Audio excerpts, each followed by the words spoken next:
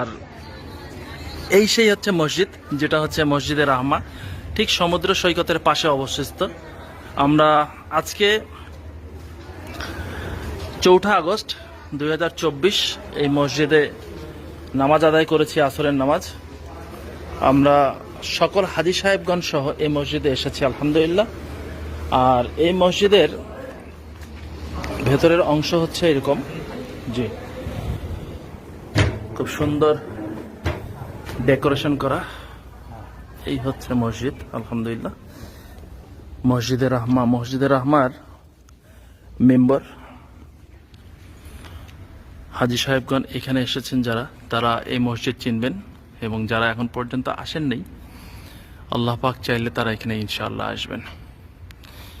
এবং এই মসজিদের ঠিক সাথেই হচ্ছে সমুদ্র সৈকত, লোহিত সাগর।